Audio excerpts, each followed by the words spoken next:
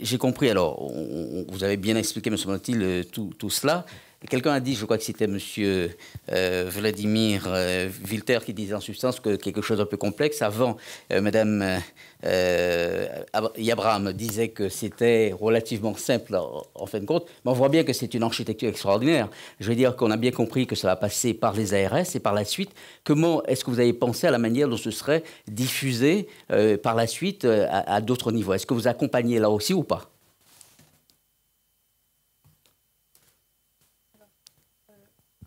Pour répondre à votre question, en fait, je pense qu'il y a plusieurs réponses. La première réponse, c'est de dire, j'ai beaucoup insisté en fait sur la co-construction.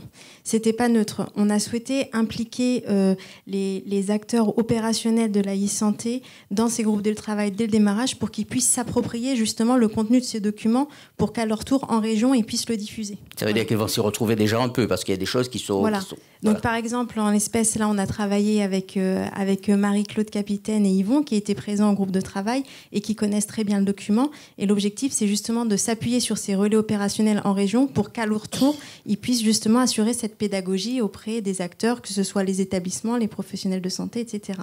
Maintenant, effectivement, en marge de ça, nous, on a également une mission de pédagogie de tout cela. Et donc, du coup, on est totalement ouvert pour pouvoir accompagner les acteurs en terrain sur ces notions-là de manière à ce qu'ils puissent justement se l'approprier.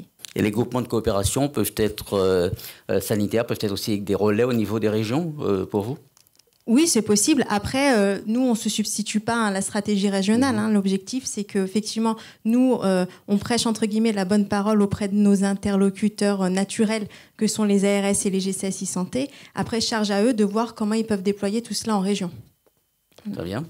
Oui, vous voulez ajouter? Et bien sûr, on est au service des projets puisque les référentiels prennent du sens à chaque fois qu'il y a un projet. Donc, on travaille régulièrement avec des régions et avec des industriels qui se posent des questions sur est-ce que telle partie du cadre est bien adaptée, est-ce que je suis aux limites, je suis dans de l'innovation ou pas, etc. Donc, on travaille au quotidien et c'est par les projets que le cadre va s'installer. En plus, c'est des référentiels qui existent déjà. Hein. Il n'y en a pas de nouveaux. Hein. Pour ce que vous en savez d'ailleurs des projets existants déjà ou en cours aux Antilles, en Martinique, ça va dans le bon sens par rapport à ces référentiels ou pas? Par principe, la réponse est oui. Hein, ouais. Par principe. Voilà, mais après, je n'ai pas été regardé dans le détail. Mais bien sûr, personne n'a d'intérêt aujourd'hui sur des grands projets de e-santé à sortir des grands référentiels qui sont à ce niveau-là. Hein, les référentiels d'identification des patients, de sécurité, les référentiels de personnes. On perdrait tellement d'énergie à faire du propriétaire, du spécifique. Voilà.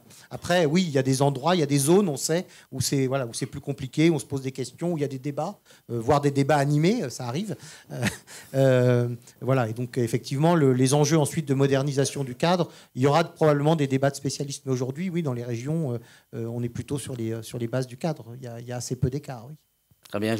Quand vous regardez, excusez-moi, juste du coup les services du socle commun, en fait, vous en avez effectivement 80%. Donc il y a 2-3 briques qui restent à mettre en place. Mais pour moi, là, c'est pas tant finalement l'existence de ces services-là, puisqu'ils existent chez vous. C'est vraiment la capacité finalement à passer à l'usage de ces services-là. Oui, j'ai vu que vous avez insisté beaucoup là-dessus. Il ne s'agit pas d'avoir un cadre, mais vraiment l'utiliser et vous allez y veiller en fait. Ou c'est les ARS qui doivent le faire. C'est vous, hein? Bien sûr. Est-ce qu'il y a d'autres questions ou des questions dans la salle? Monsieur, je vais vous demander de vous présenter. Monsieur, vous pouvez passer le micro et en vous présentant juste avant d'intervenir. Merci. Oui, excusez-moi, c'est presque plus un complément Didier Alain de la NAP, mais je pense que j'en parle un peu plus cet après-midi. Effectivement, les usages, ils vont s'ancrer à partir du terrain. Hein.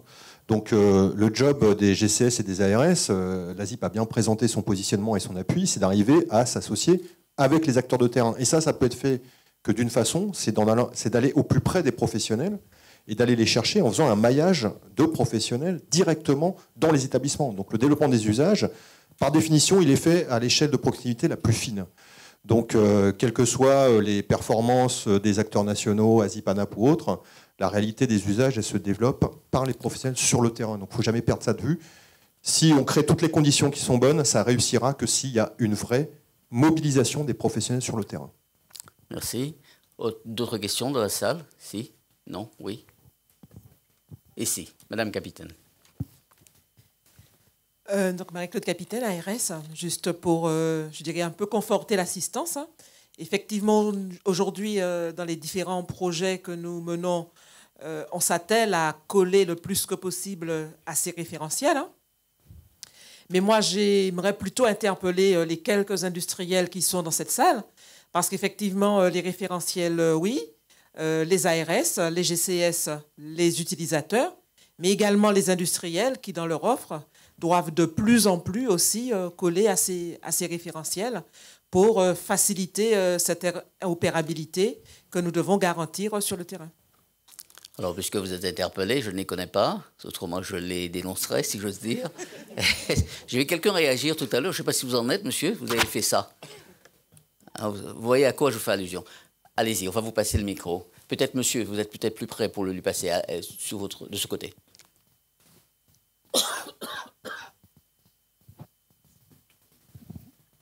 Bonjour, Frédéric Serin, secrétaire général du MIPI, donc un industriel qui participe aussi à la plateforme de Martinique. Et donc évidemment, il faut absolument que les industriels soient alignés, participent à l'ensemble des groupes de normalisation et l'implémentent dans leur logiciel pour pouvoir réussir et faire en sorte que ce qui est sur le papier se fasse dans la vraie vie. Ça veut dire qu'ils en sont déjà conscients, il y a une vraie prise de conscience en la matière ou pas ? Oui, je pense que la conscience est partagée par l'ensemble des industriels.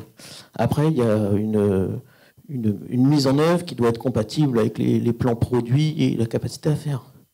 Et il faut surtout qu'il y ait, au-delà du discours marketing, une réalité dans les produits. Et je pense que l'ensemble des industriels ont conscience de ça et font le maximum pour le faire. Merci. Autre question dans la salle ? Excusez-moi, oui. Juste une précision par rapport à ce que vient de dire monsieur. Je ne l'ai pas dit, mais ce document a également fait l'objet d'une présentation auprès de l'ensemble des fédérations industrielles. Et on a eu un retour très positif parce que derrière, eux aussi, ça leur apporte des éléments de visibilité pour pouvoir avancer sur la proposition d'offres pérennes. Voilà. Très bien. D'autres questions dans la salle ? Oui, madame, on va vous passer un micro. En vous présentant d'abord, s'il vous plaît. Bonjour. Oui. Bonjour, Nathalie Vigon. Je suis chargée de mission parcours de santé à l'ARS Martinique. Ce que je voudrais poser comme question, c'est qu'actuellement, les différents professionnels, qu'ils soient libéraux ou même les structures, se sont en amont équipés avec des logiciels.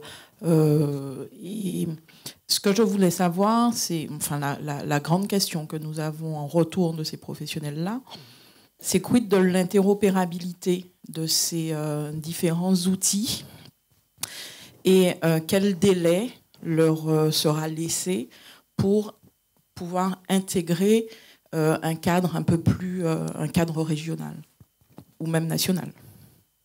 Merci. Alors, sur le caractère contraignant des référentiels, il y a bien l'idée progressivement qu'un certain nombre de référentiels puissent devenir opposables dans la loi. Simplement, on connaît bien, il y a des textes de loi qui sont ambitieux et qui ne sont jamais appliqués parce qu'ils ne sont pas applicables. Donc l'idée, c'est de produire et de construire avec les industriels, avec les ARS, un cadre de travail commun, de commencer à avancer et bien sûr en parallèle de travailler avec l'État pour avoir des textes de loi qui permettent de rendre les référentiels opposables. Il y a déjà un petit morceau dans la loi de santé, c'est ça ?